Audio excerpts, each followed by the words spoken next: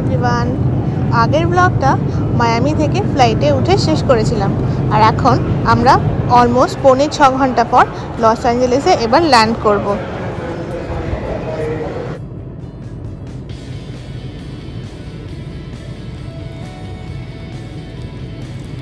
Prepare for landing.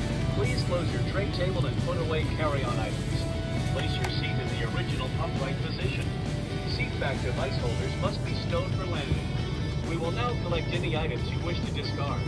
Please put away larger electronic devices, including laptop computers. Secure smaller handheld devices in your hand or seat pocket. Los Angeles পৌঁছে গেছি। এবার আমরা luggage claim করার জন্য বেল্টে দাঁড়িয়ে আছি। এখনও লাগেজ আসেনি, সবাই ওয়েট করছে। আর এই দেখো, কেউ কেউ ফ্যামিলি মেম্বার্সদের ওয়েলকাম করার জন্য বেলুনস নিয়ে এসেছে।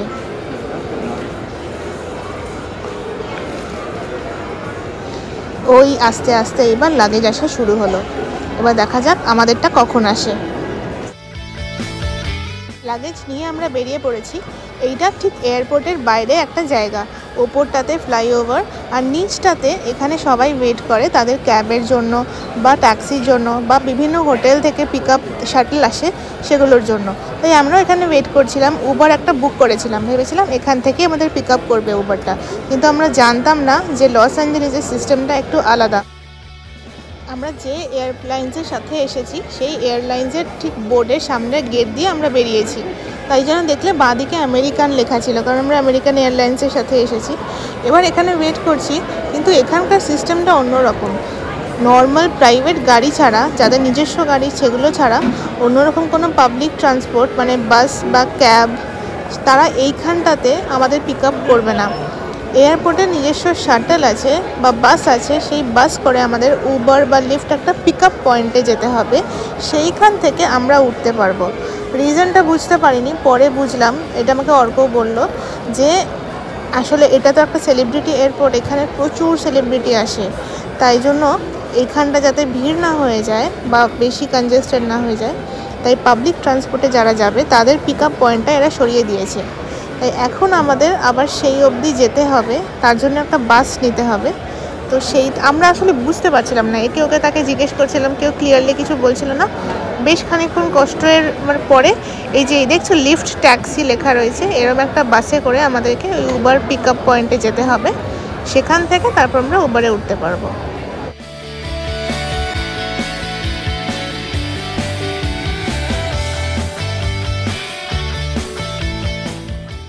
ওইরকম একটা বাস নিয়ে আমরা উবার পিক আপ পয়েন্টে চলে এসেছি। যে দেখছো যে বাস দাঁড়িয়ে রয়েছে, এরকম বাসগুলো এয়ারপোর্টের সামনে থেকে ছাড়ছে, কিন্তু বাসের ভেতরের অবস্থা খুবই সাংঘাতিক।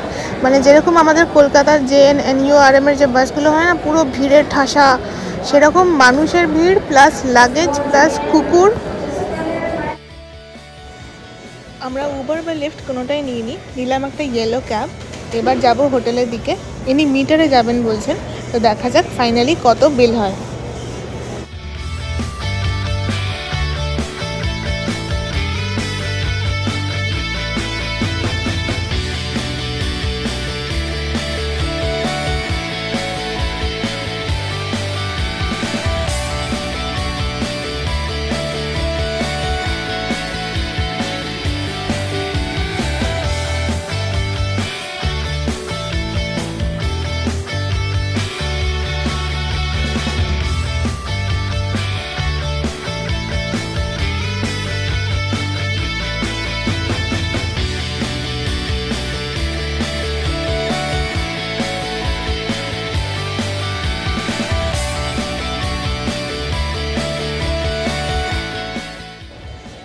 হচ্ছে ক্যালিফোর্নিয়ার ফেমাস পাম ট্রিজ। আমি জানতাম না, পরে শুনলাম ক্যালিফোর্নিয়াতে পাম ট্রিজ খুব ফেমাস।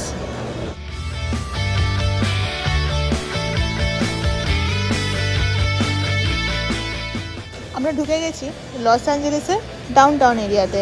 দেখেই বোঝা যাচ্ছে পুরো দৃশ্যটাই চেঞ্জ হয়ে যায় যে কোনো শহরের ডাউনটাউনে গেলেই। বড় বড় বাড়ি, প্রচুর আলো।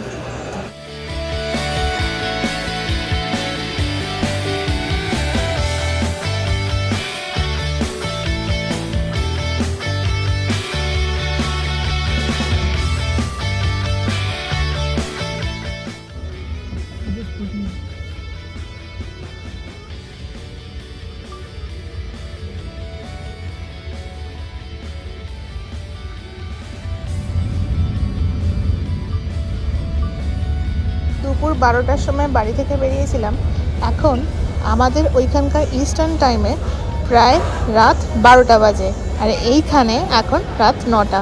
ফাইনালি আজকের মতো আমাদের জার্নি শেষ। এসে পৌঁছেছি আমাদের হোটেল ই সেন্ট্রালে।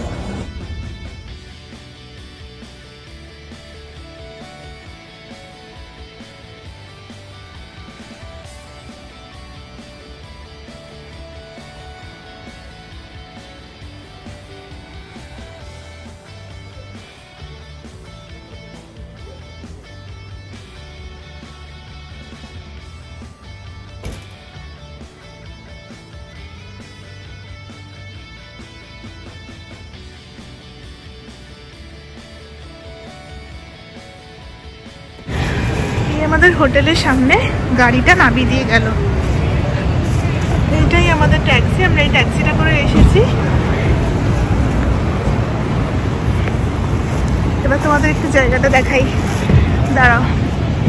এই দেখো, এইটা মনে হচ্ছে ESPN এর অফিস, বুঝতে পারছি না, সবে সবে আসলাম তো।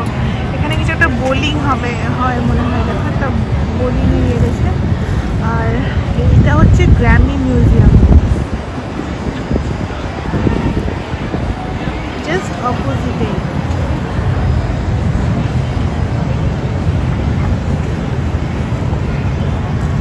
এই হচ্ছে ডাউনটাউনের রাস্তাটা। আর এই যে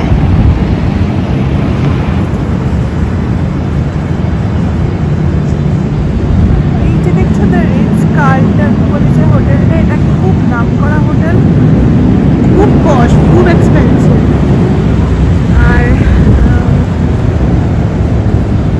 এইখানে কোনটা কি বিল্ডিং আমরা এখনো জানি না, আস্তে আস্তে সমস্ত এক্সপ্লোর করবো। আর এইটা তো আমাদের হোটেলটা ই সেন্ট্রাল।